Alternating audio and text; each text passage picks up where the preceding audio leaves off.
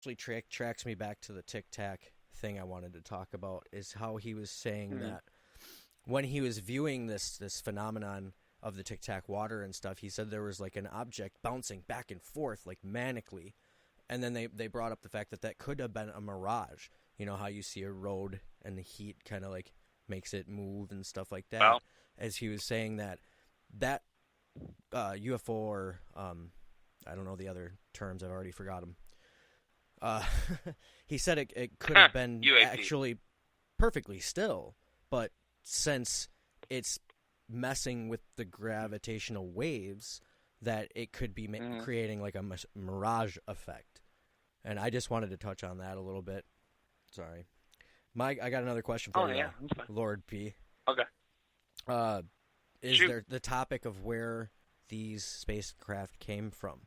And Bob Lazar said that he overheard or thinks or believes that one of them could have been from an archaeological dig, or it gave a map to where other ones are, or like Roswell. We somehow got these, and I just wanted to get your opinion and your view on like where they could have possibly found this or how. Well, one of them that he said was the one that, I don't know if he said it was the one he was working on, but he was told that one crashed and was in Area 51. So he didn't really elaborate if it crashed coming here or if no, it's being held there. Oh, okay. Roswell, the whole Roswell thing, he was saying, he's like, it's not fake. They just covered it up so many times. And even the newscast, it like the guy talked to the people and he's like, aren't you guys, are you worried about it being covered up? And he's like, not really, because it's leaked out so many times and nobody believes it. So it just comes to one of those things that it's so controversial and so out there for so many people that why believe it when it's so obviously happening. And it's crazy how many people I know, and how many people out there like Bob Lazar, have seen something. Right. There's a UFO reporting website called the National UFO Reporting Center. Yeah, you sent that to me and earlier. it covers digging that. Yeah, and it covers the whole. Wherever you're looking up, you can look it up. I was looking at everything from Wisconsin, and there's stuff for La Crosse, there's stuff for Green Bay, Madison, and we're talking military people, police officers reporting this stuff. That's what gets Boy Scout me is when troops, military or law enforcement start speaking up on this stuff. Legit like, people. Right, like there's no reason why I shouldn't believe you, Mm-hmm. And that's crazy to me. Do you want to dive in? I guess I don't want to ask you that. I mean, have you ever seen a UFO? Yeah, have you ever felt anything? I know you don't necessarily maybe want to talk about it, but it could be. That's we'll say yes. Okay. I have seen something, and it's been vouched that I was not the only one who saw the same one. The same thing. The other person who saw it was a few miles away. So it's crazy. It's not something I'm going to delve into at the moment, but it's also not the first time I saw it. And real quick, the next time I saw one, completely different person vouched for that too.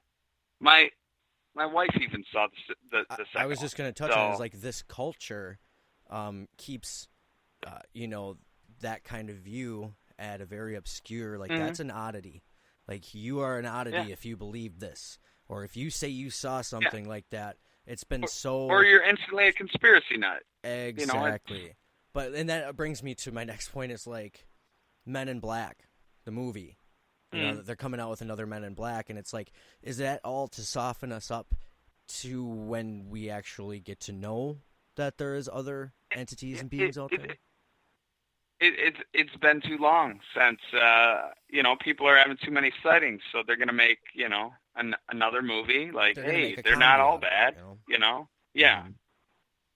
and that's kind of how it was. I mean, even when, it was more of a scare tactic back in the day. You know, people didn't want to do the research when the Roswell thing happened. You know, there was so many other things going on. I mean, not exactly on that time era, but I mean, the War of the Worlds, Plan 9 from outer space. I mean, everything was scare tactic. The movie Alien, for instance. I mean, how many movies are aliens are coming, they're going to destroy us, we're going to die, you know, right, stuff they're like mostly that. all bad, except for Paul.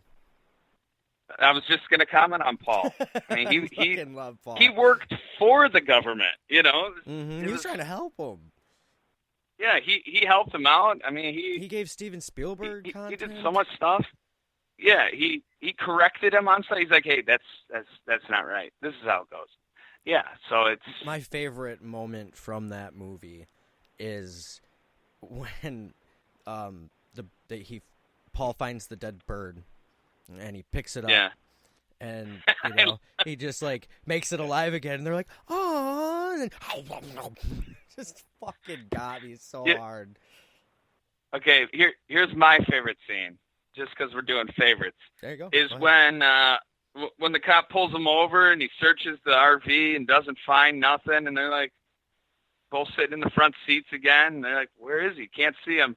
And then he goes corporeal again. You know, he was invisible for a little bit. Not, you know, he wasn't incorporeal, but he was invisible. But he comes back in, but he's not wearing any clothes. His crotch is aimed right at. Oh my God, right at him. It's just freaking hilarious. We could go on that movie forever. I mean, the scene with the woman that's never swore before, just going off and like, you may want to take this a step at a time here. Yeah, they open a floodgate with her. Yeah. Real quick, back on the infrared dealio, there are animals on Earth that can see in infrared. There's some snakes. There's let's see, bed bugs and mosquitoes. They hunt with infrared, and there's some fish that learn to hunt in infrared. Even goldfish, some salmon, piranha, cichlid. They can see Jesus infrared Christ. light. So insane. It's kind of cool. And salmon and some other freshwater fish have an enzyme that switches their visual systems to activate infrared seeing. And I'm learning that off of sciencing.com at the moment. Well, so I didn't know this. I didn't know any of up. that either, but that makes me wonder if anybody human-wise has claimed to be able to see infrared. Like, they'd be at the front lines of the fucking Marines, dude. Like, if you can see infrared, for sure. Help us out, bro. Like, well, or even having a broader spectrum at nighttime. You know, when it's nighttime, you don't need the nighttime goggles. You just can see. You don't need the infrared because it's like you're walking around at daytime. Right. And I kind feel of like when you get that shine job from a shady doctor after you kill a bunch of people, as Riddick would say. I feel that sometimes in the dark that if there's no light being emitted from anywhere, that you can hone in on certain things and you can kind of see them in the dark. You know, it's a crazy kind of when you try to adjust your eyes like that. Like, that's some otherworld power in your brain that your brain's allowing you to do that. Well, I know with color blindness, what is it that we have, like a weird cone structure where if we look at something directly, it's kind of weird, but the cones on the outside, you know, our peripheral, absorb light better. So we, like, at night, we see a little bit better sometimes. And then as you get older, like my mom, she's colorblind, but now she has night blindness because her eyes absorb too much of the white light. So there could be 5 cars coming down the road. You'll see 10 headlights, you know, you or me, but she sees one giant starburst, you know, that just, you know, big ball of light. She can't tell there's 5 different cars, so she can't drive at night. You know, it's right. One of those things that not everyone will get that, but it's, you know, one of those side effects. We absorb more white light, so at night sometimes we can see a little bit better than anyone else, but it just comes to, you know, how it, whichever, you know, color blindness or whatever. I mean, your grandpa, for instance, he has color blindness, but it's completely different than ours. Right, you know, we're like the red, brown, red, green, and he's got you can't see, what is it, yellow? He can't see a lot of colors, like light and dark. It's almost, as they say, dog vision. It's almost black and white, but it's, blue and, I feel like the whatever. universe with my color blindness actually gave me the greater ability to see further. Like, I can see some stuff that's really far away that not a lot of people can, like, really? You can read that? I'm like, yeah, I can. But I can't tell you what color it is. Yeah, like I have perfect tit for vision. Tat, yin and yang. Every time I go in. Yes. Every time I go in, they're like, we only test to 20/20, but if you want to step back and see, and then I'll do it. And they're like, you, in a way, have 20/10, but we don't go that far, for my right. I've actually been told the same, like, certification stuff. 2011 and 2012, like, yeah, it's crazy that we good can years. See that far. Those are good years. Great, yeah, good years. That's good tires.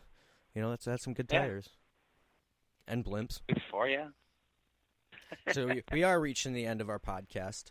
I guess, do you want to touch on anything else? I mean, we got about 4 minutes left.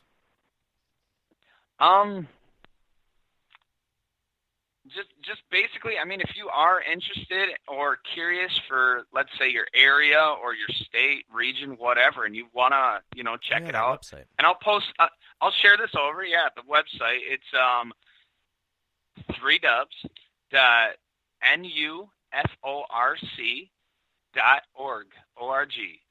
And you can look up your area. Search by city, state. It goes back like 30 years, or it's more than 30 years. I mean, I looked all the way back to 1996, I guess some 97. people will be posting looking about in stuff. Cross on Alaska. Yeah, they post it now because they're like, I did see this when I was I did see this when I was in the Boy Scouts. I did see this. Yeah, now that there's stuff out there, right. And it's very good. You click on the date, you get the whole reading, but prior to that, it's real quick, straightforward. Very, very this fascinating date, stuff. This area, I saw a triangle, I saw a cylinder. I'm not sure what it was. This is where I was. This is what happened. It was a Pokemon. It's very nice. Oh yeah, it was Charizard flying through the sky. It was bright light. Wasn't sure. Saw wings. Going with Charizard. I want to touch on even though he's a dragon and can't fly. What kind of horse shit is that? Okay, go ahead. It's big horse shit. Bullshit. I want to touch on wings. Can't get off the ground. The 20 people that have liked our Facebook page. That's huge for us. It gives us an opportunity to get our podcast out there. It allows you guys to see when it's live and when to listen, because we know you're all just scrolling through Facebook. If you see it, turn it on, give it a listen. Go back to Facebook, scroll some more. Just listen, because we're entertaining as fuck, bruh. Yeah, we got random stuff. If you have ideas and you want to throw them at us or anything like that, I mean, we appreciate all input, all criticism. Negative we say or like or any bullshit like that, and you don't like it, we're going to swear more. We're like after something else. Facebook.com/The Riff Radio. The RIF podcast. Sorry, you got that all wrong. Great. Start over. Facebook.com/The Riff Podcast. RIF Podcast. And you'll get to our page, our Facebook page. And guess what? We got YouTube. We're on motherfucking Spotify now. In some time, we're going to be on Apple Podcasts as well. We're on the, what did you call that, Cash Box? Castbox. Yeah, I thought he said Cash Box earlier, and I'm like, say what? What's a Cash Box? Why would that have anything to do? But we also do have a Patreon account. If you want to donate to our podcast to make it better, that would be greatly appreciated. You don't have to, though. But we're going to put some tiers up there. You can get your name shouted out on the radio. A whole bunch of other stuff. Maybe merchandise in the future. Who knows if this gets as big as we think it might. High hopes. Even if it doesn't, we're going to keep doing it because this is fun. We like it. So we can rant about whatever. As I said, if anyone has ideas or, anything, I mean, we have a lot of ideas. We have quite a bit to work through, and we don't have enough time per show.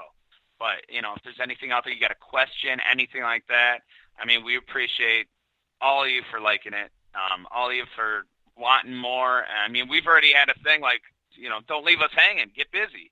So it's... Well, Brian, I just want to thank you again for a great night of podcasting. Everybody else have a great night. You too. Lord B and Jester talking about everything from crystals, vibrations, comics, technology, cartoons, magic, meditation, herbal remedies, etc. Whatever comes to mind, just going on tangents and rambling on.